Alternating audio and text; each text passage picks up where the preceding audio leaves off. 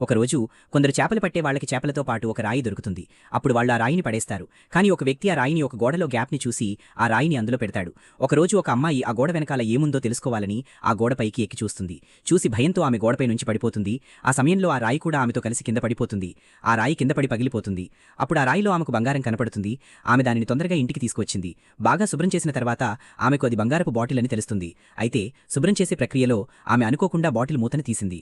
అప్పుడే రంగురంగుల నలుపు పొగ వేగంగా బయటకు వచ్చి వెంటనే ఒక భారీ మనిషిగా మారిపోయింది. ఆ దృశ్యం చూసిన ఆమె అక్కడికక్కడే పడిపోతుంది. అంతలోనే ఆ భారీ చేతి వేళ్లులు ఆమెను పట్టుకుని లేపుతుంది. ఆ పెద్ద ఆకారం ఆమెతో మాట్లాడుతుంది. తాను బంగారు మండపంలో బంధించబడిన ఒక ఆత్మ అని, తాను శాపగ్రస్తమై ఉందని చెప్పింది.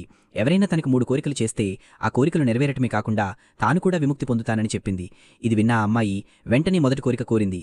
ఆమె మొదట్లో ఒక పని అమ్మాయని, కానీ ఆమె రాజకుమారుని ప్రేమించింది. తన కోరిక రాజకుమారుడితో శాశ్వతంగా ఉండాలని.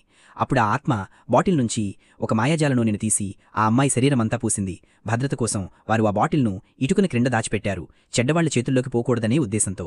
ఆ తర్వాత ఆ ఆత్మ రాజకుమారుడి చెవిలో ఆ అమ్మాయి పేరు చెప్పింది. మరుసటి రోజు నిజంగానే రాజకుమారుడు ఆమెను చూసే క్షణంలో ప్రేమలో పడిపోయాడు. ఆ అమ్మాయి అప్పటికే అతనికి అత్యంత ప్రియమైన భార్యగా మారిపోయింది. తన స్థానం మరింత బలపరిచేందుకు ఆమె రెండో కోరిక కోరింది. రాజకుమారుడికి కుమారుణ్ణి ప్రసవించాలని. ఆ ఆత్మ ఆ కోరికను కూడా నెరవేర్చింది. అప్పటినుంచి ఆమెకు గర్వం పెరిగింది. అది ఇతర రాణుల అసంతృప్తికి కారణమైంది.